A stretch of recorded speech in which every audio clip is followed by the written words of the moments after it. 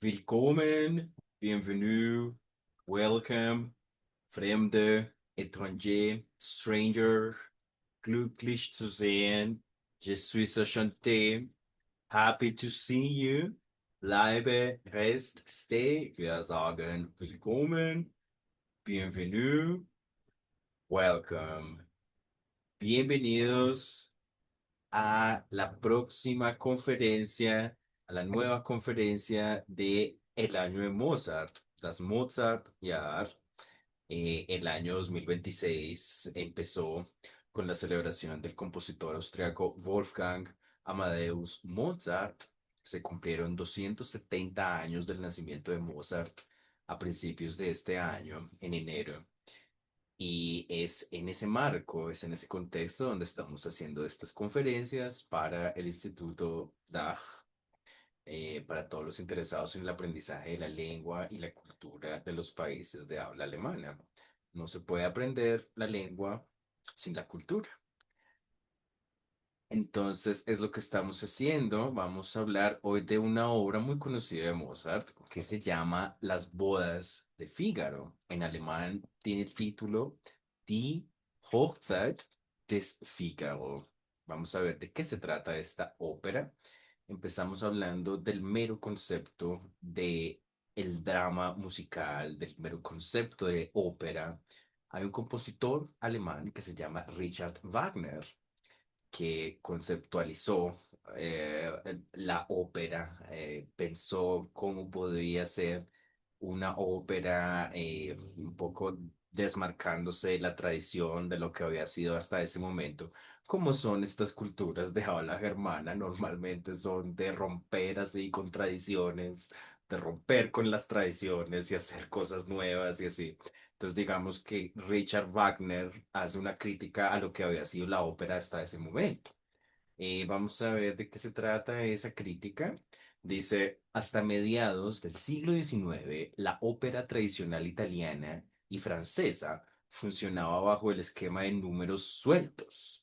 Se alternaban arias donde el cantante lucía su voz, recitativos donde avanzaba la trama y coros.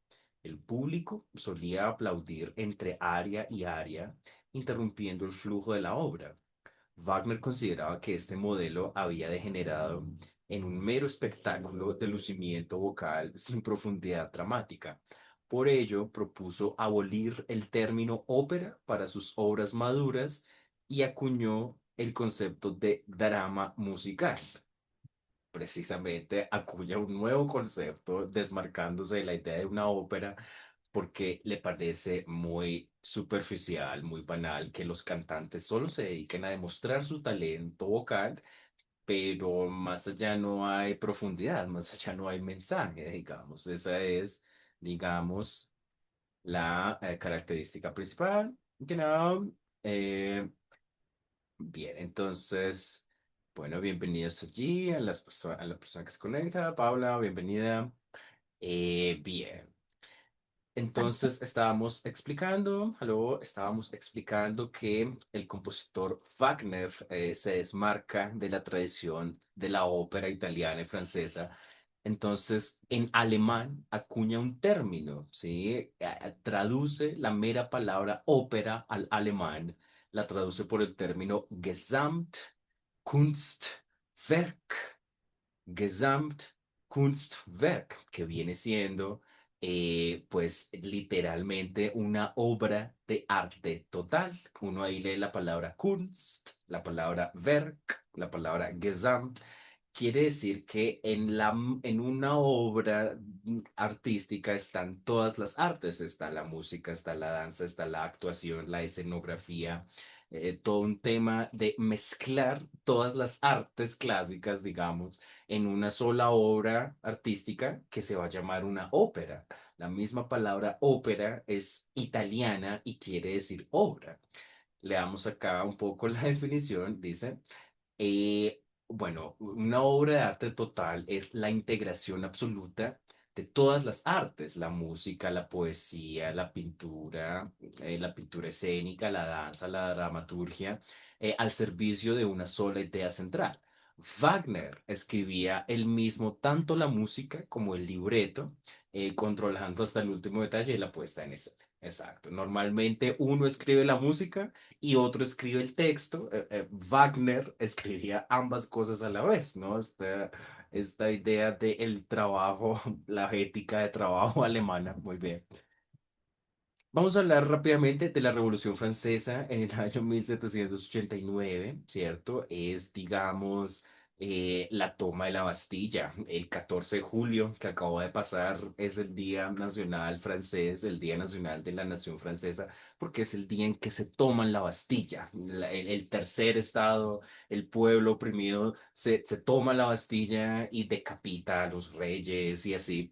Pues lo que todos sabemos, vamos a hablar un poco de qué significa la Revolución Francesa. Dice, una crisis con el antiguo régimen es un profundo descontento social por los privilegios de la nobleza y el clero frente a un tercer estado, que era el 98% de la población, asfixiado por impuestos y hambrunas. Se habla de el tercer estado, precisamente es el pueblo oprimido, rebelándose. La toma de la Bastilla en el año 1789, el 14 de julio, el pueblo de París asaltó la prisión real, símbolo de la tiranía monárquica, dando inicio formal al proceso revolucionario. Nuevos ideales es la proclamación de la Declaración de los Derechos del Hombre y del Ciudadano, estableciendo las bases de libertad, igualdad y fraternidad. Liberté, égalité y fraternité, ¿no? Esos tres valores que salen de la Revolución Francesa, el legado histórico de la Revolución Francesa. Eh, ¿Qué es qué es lo que se sigue de la Revolución Francesa? Porque es lo importante. Es una radicalización, ¿no? Es lo que genera el nacimiento de la República, es la abolici- se, au- se van a abolir, es la abolición de las monarquías, se ejecuta a Luis XVI y empieza una época que se llama el periodo del terror bajo Robespierre, donde hasta incluso a los mismos revolucionarios los van a decapitar.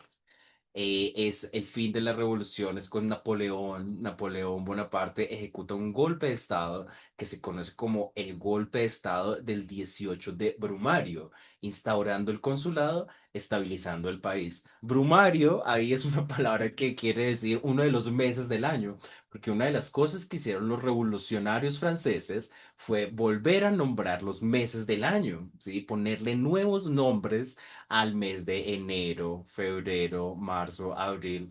Entonces uno de esos meses se llamó el mes de Brumario. Entonces, por eso se habla del golpe de Estado del 18 de Brumario.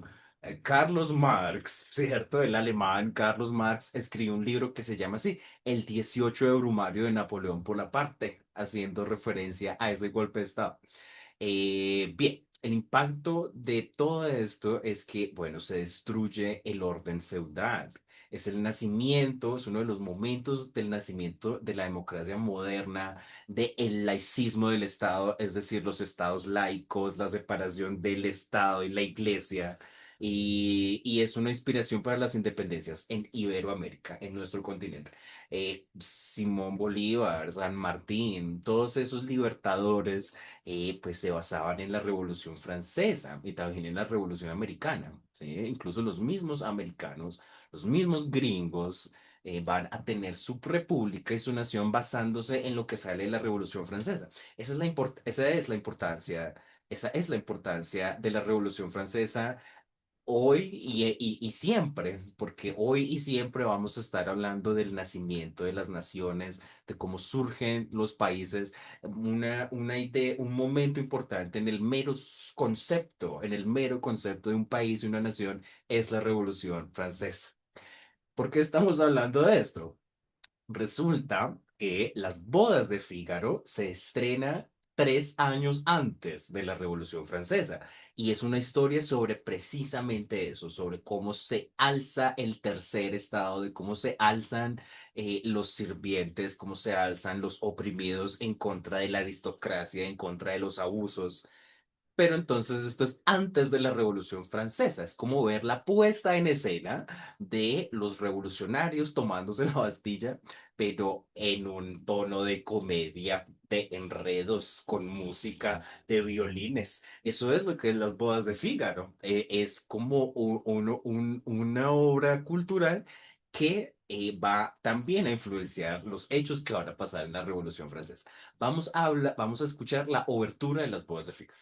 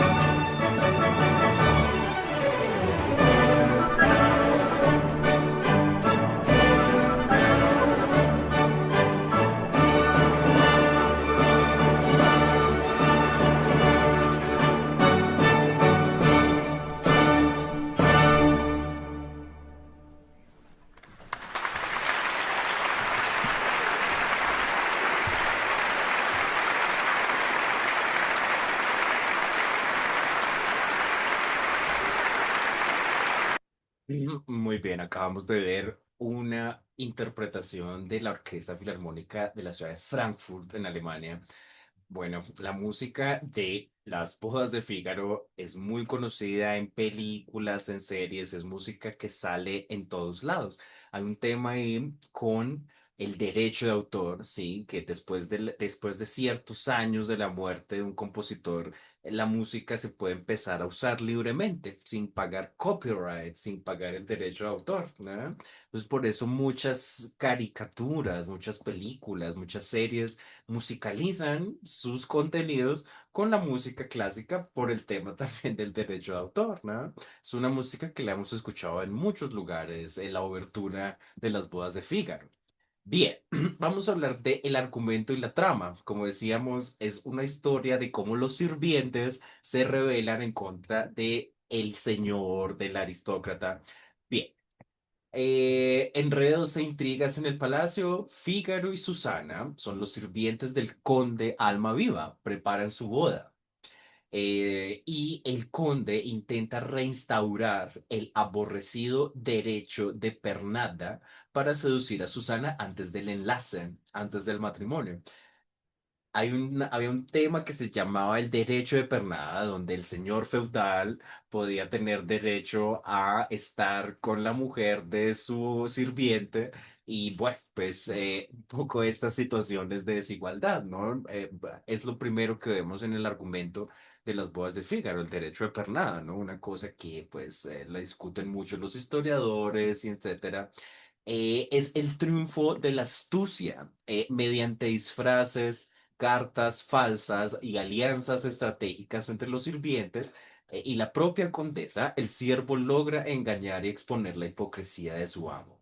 Precisamente son los sirvientes exponiendo los aspectos negativos, exponiendo los defectos de sus amos, ¿no? De sus señores. Es la inversión de roles en la sociedad, es una inversión de roles sociales. La obra demuestra la superioridad moral e intelectual de las clases populares frente a la aristocracia decadente, abusiva, incompetente. Precisamente eso tiene todo que ver con la Revolución Francesa, porque en ese momento escribir una obra de teatro que tuviera música que habla de cómo los sirvientes se rebelan contra los amos resultaba así muy escandaloso y muy polémico. Y esta obra se intentó censurar, se intentó, digamos, atacar. Y se habla de cómo también el mismo Mozart con su libretista tuvieron que modificar bastantes cosas para poderla presentar, porque si no iba a resultar aún más polémica y aún más peleada la temática. Bien, en cuanto a la música, bueno, nos dicen que es la evolución de la ópera bufa, precisamente como un tema de enredos, de comedias, de un poco llegando a casi hasta el género de la opereta. Esto se compuso en 1786 junto al libretista Lorenzo Aponte, italiano. Transforma la comedia de enredo en una profunda radiografía psicológica de las pasiones humanas. Entonces, no es solamente la risa por la risa, sino que hay de fondo un entendimiento complejo de cómo son los seres humanos y de cómo los sirvientes, aun cuando provienen de esas extracciones sociales, pueden llegar a ser muy inteligentes y a tener bastante astucia. ¿Sí? Es, digamos, un elogio de lo que llamaríamos la sal de la tierra, un elogio de lo que es el pueblo raso, digamos. Eso es las voces de Fígaro. Cada personaje cuenta con una identidad melódica, una identidad única que refleja el rango social, que refleja los deseos, que refleja los dilemas morales. Ese, digamos, es la creatividad por parte de los compositores, ¿no? Cómo a través de la misma partitura, a través del mismo sonido, pueden ejemplificar eso, el sirviente, ejemplificar el conde. Entonces, las escenas donde sale el conde, donde sale el señor son músicas así muy ceremoniales, de violín y tal. Las áreas de los sirvientes son más músicas más populares, digamos. Es como personificar también el personaje, como darle el contexto al personaje también con el propio sonido, también con la propia música. Eso es como lo interesante también de toda la ópera, no solamente de esta, sino de en general, en general lo que llamamos la ópera, ¿no? Cómo se caracterizan los personajes con la misma música, ¿no? Bueno. Aquí hay algunas informaciones, ¿no? El vínculo con la revolución, precisamente, es la censura del monarca, el desafío del tercer estado y es la revolución en acción. Yo me imaginaba, digamos, como que esto es como si uno hubiera visto en esta época la Revolución Francesa por Netflix y después uno la viera pasar en serio, ¿sí? O sea, primero, digamos, se hace una obra de teatro donde se muestra la rebelión del sirviente contra el amo y 3 años después va a ocurrir la Revolución Francesa, digamos, esa es como la relación que se hace ahí con esta obra. Vamos a ver los tres primeros números de las bodas de Fígaro. El primer número es Fígaro y Susana, son los sirvientes del conde. Están preparando su boda, precisamente, se van a casar y Fígaro está allí midiendo la cama, ¿sí? Entonces, bueno, este texto está escrito en italiano. Habíamos explicado hace unos meses cómo muchas obras de Mozart son textos italianos, precisamente como basándose en esa tradición. Después se van a hacer textos de ópera en alemán, pero mucha música de Mozart tiene texto italiano. Entonces, este es Fígaro midiendo allí la cama, vamos a observar.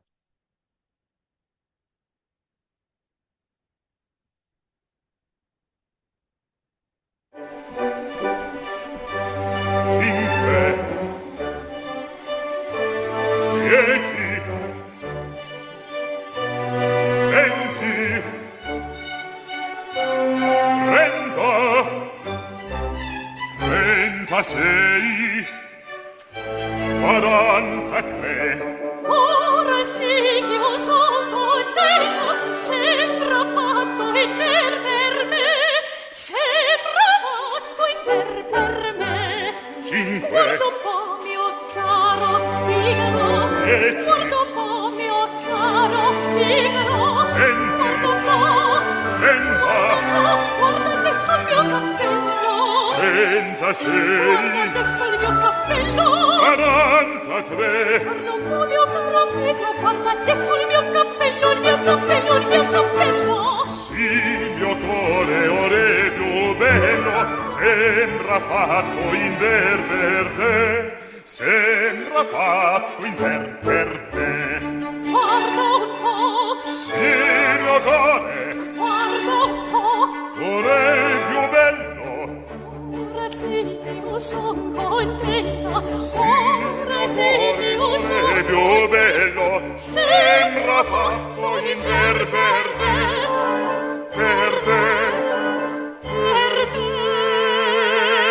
Al mattino alle nozze vicino, quanto è dolce a tuo tenero sposo questo bel cappellino mezzoso, che Susanna è la stessa si vede, che Susanna è la stessa si vede. Susanna Susanna è la stessa, è la stessa, che Susanna è la stessa si vede, stessa si vede, stessa si vede.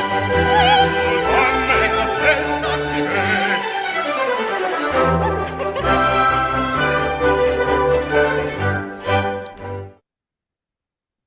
Bien, es el primer número de los cantantes donde, bueno, Fígaro y Susana están hablando de que se van a casar y Susana le dice, mira mi cabello, cómo se me ve y bueno, allí como celebrando que se van a casar, ¿no? El siguiente número es Susana cantándole a Fígaro que la habitación de ella se encuentra muy cerca de la habitación del conde. Eso es lo que genera la tensión narrativa, como el conde va a intentar de alguna manera sobrepasarse con Susana. Entonces, este segundo número es Susana indicándole eso a Fígaro, que el conde está allí muy cerca de donde ellos van a dormir. Y bueno, vamos a escuchar este segundo número.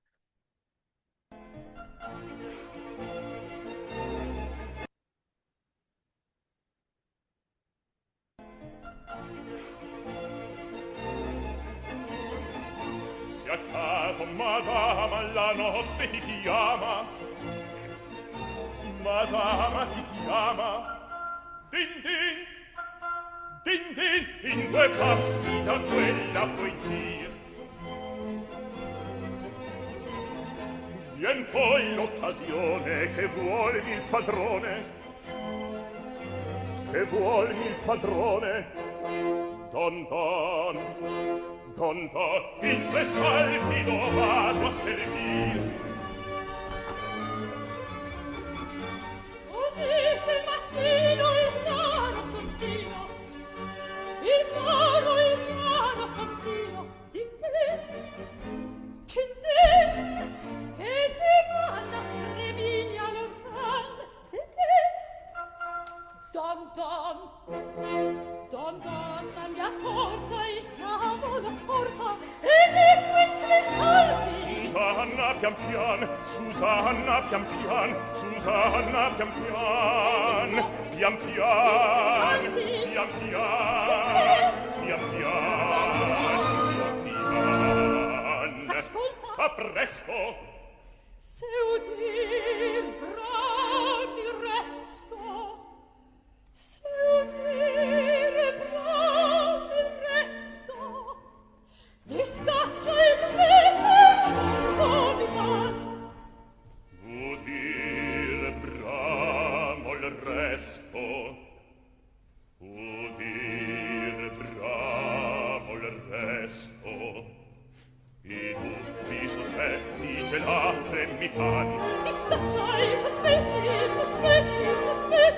I dubbi sospetti gelare mi fan. I dubbi sospetti gelare mi fan. I dubbi sospetti gelare mi fan. Gelare, gelare mi fan. Gelare, gelare mi fan. Gelare mi fan. Gelare mi fan. Gelare mi fan.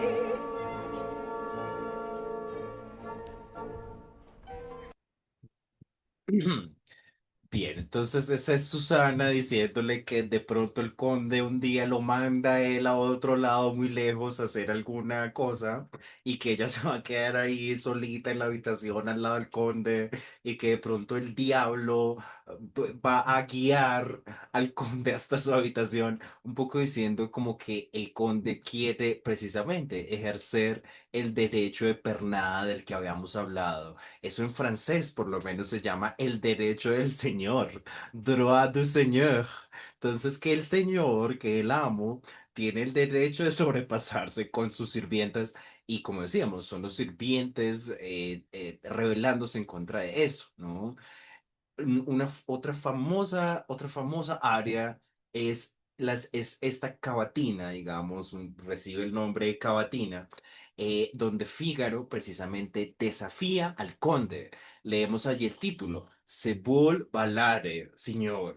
Es como, bueno, si quiere bailamos, ¿sí? Si quiere bailar, entonces como que desafía al conde, como que él se da cuenta, Fígaro se da cuenta que el conde quiere sobrepasarse con su esposa, con su mujer, que es Susana, y le dice, ah, sí, el conde se quiere sobrepasar, ya lo veremos, ya lo veremos, ¿no? Entonces se entiende esta área, se vuelve a hablar como el desafío, precisamente, el desafío, el reto de el sirviente contra el Señor, ¿sí? Se interpreta que esta o pieza, digamos, sí, esta pieza de alguna manera apoya esa idea de rebelarse contra el poder, contra el amo, ¿sí?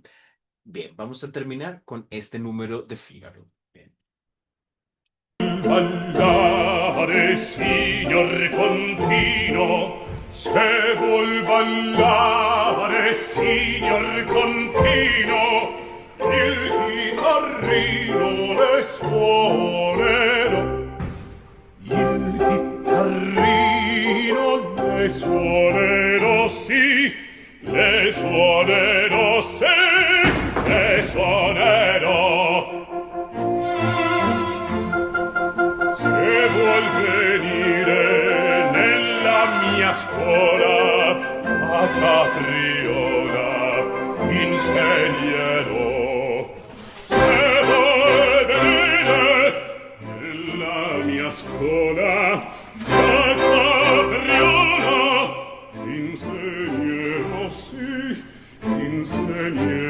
sì, insegnerò. Saprò, saprò, saprò, saprò, saprò, ma piano, piano, piano, piano. E ogni arrecano dissimulando scoprir potrò. L'arte schermendo, l'arte adoprando, dico pungendo, di là scherzando, tutte le macchine rovescerò, rovescerò. L'arte schermendo, l'arte adoprando, dico pungendo, di là scherzando, tutte le macchine rovescerò, tutte le macchine rovescerò, tutte le macchine rovescerò, rovescerò, rovescerò. Se vuol ballare, signor continuo, se vuol ballare, signor continuo, il chitarrino le suonerò.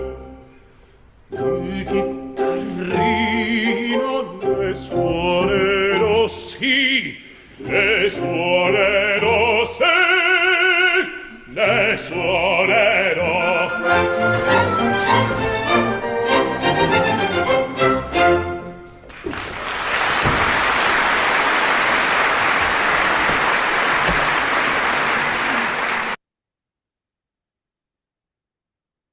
Bien, con eso hemos terminado la conferencia de este mes en el año de Mozart.